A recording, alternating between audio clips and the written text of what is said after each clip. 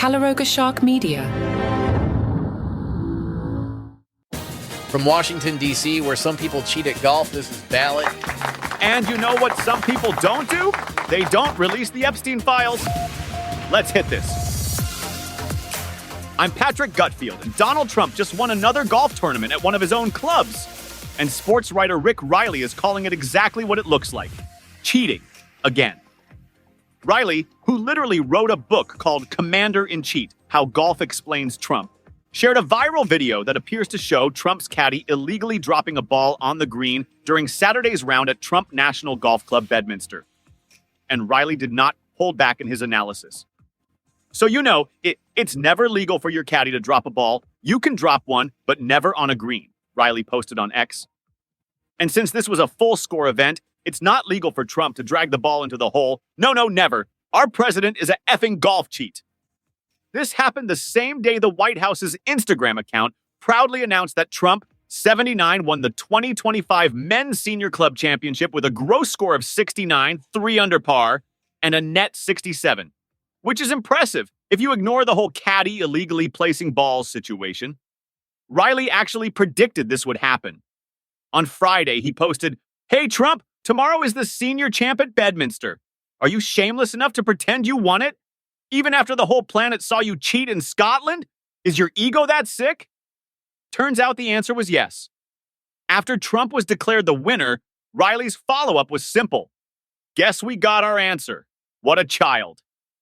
The Scotland incident Reilly mentioned happened last month when Trump was accused of having his caddy place his ball in a favorable spot instead of where it actually landed.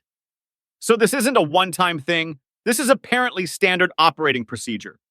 Here's what makes this extra ridiculous. Trump has a history of somehow managing to win tournaments at his own clubs. He won a member championship at Bedminster last month and a senior club championship at his Jupiter, Florida course in January, where nobody saw him play, according to the Palm Beach Post. Nobody saw him play. At his own tournament? That he won. That's not suspicious at all. The pattern here is pretty clear. Trump plays golf at his own courses, with his own caddies, under his own rules, and somehow always manages to come out on top. It's like being the house in Vegas, except the house also gets to move the roulette ball after it stops spinning. Golf is supposed to be a gentleman's game built on honor and self-policing. You're expected to call penalties on yourself and follow the rules even when no one's watching. But when you're the president of the United States and you own the course, apparently those quaint traditions go out the window. The fact that we have viral video evidence of what appears to be blatant rule violations, and the White House is still posting about tournament victories on Instagram, shows a level of shamelessness that's almost impressive. Almost. Reilly has made a career out of calling this stuff out, and he's not backing down just because his target happens to be the most powerful person in the world. When your golf cheating is so notorious that sports writers write entire books about it, maybe it's time to consider playing by the rules.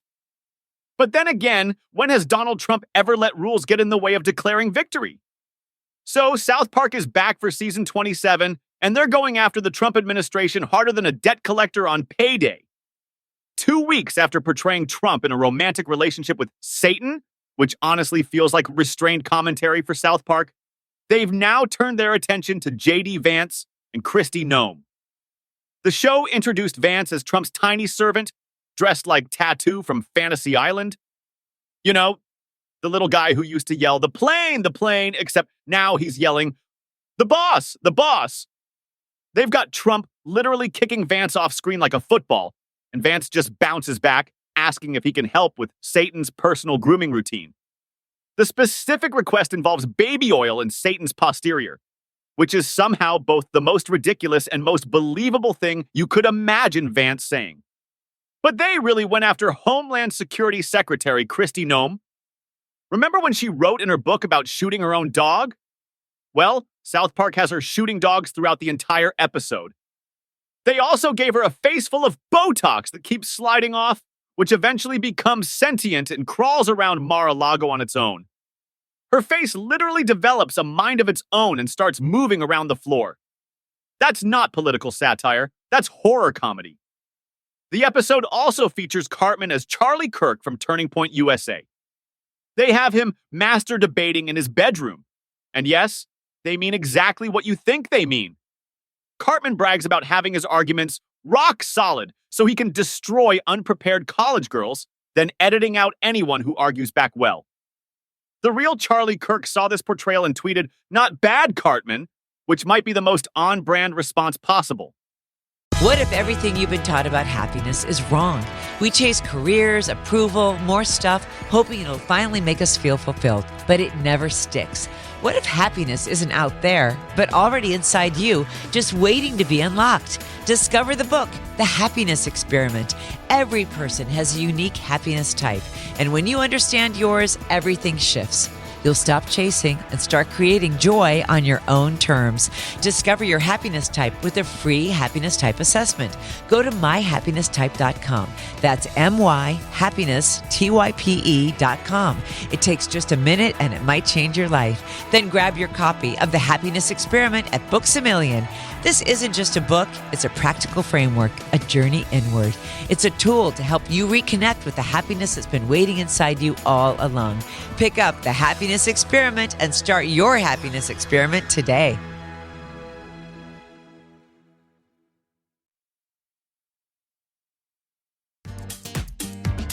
JD Vance apparently had the Army Corps of Engineers adjust water levels at Cedar Creek Lake in Ohio to make his family kayaking trip more enjoyable.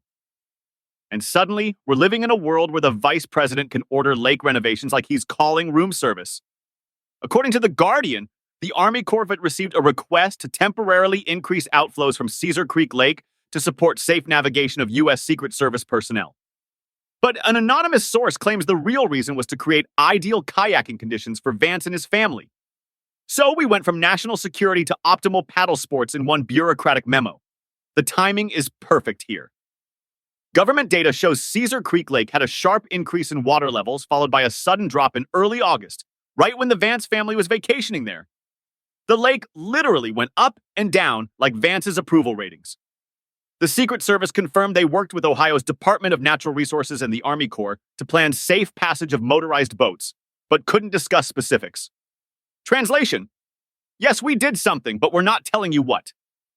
The Army Corps claims this met their operational criteria and did not require a deviation from normal procedures. They also said it wouldn't adversely affect water levels upstream or downstream.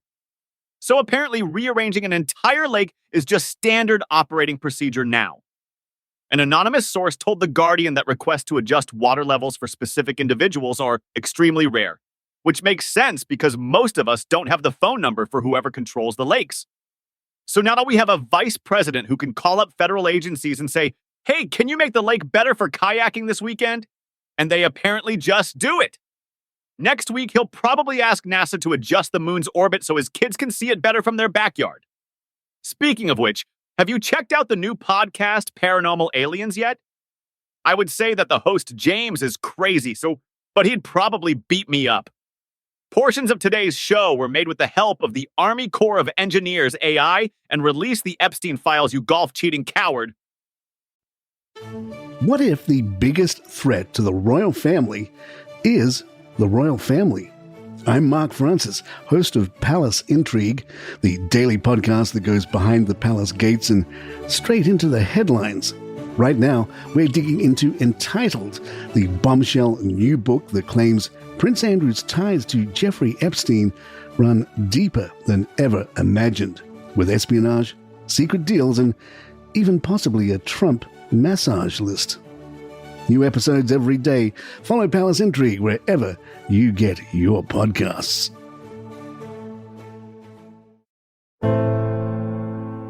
From the creators of Palace Intrigue, a new chapter in royal history begins. William and Kate's wedding captures the world's attention, but royal life isn't as perfect as it seems. Tensions rise as Harry meets Meghan, sparking a divide that will shake the monarchy to its core. From explosive interviews to family scandals, the royal family faces its most public challenges ever.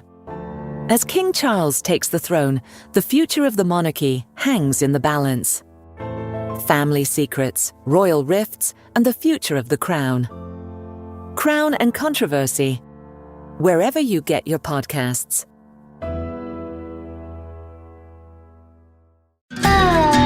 Welcome to Alligator Alcatraz, a new podcast from Calaroga Shark Media. They built a detention center in the Florida Everglades to separate families and break spirits. Surrounded it with alligators, figured that'd be the end of it. What they didn't count on was Tommy Esperanza, a quiet maintenance worker who turned their bureaucratic nightmare into something extraordinary.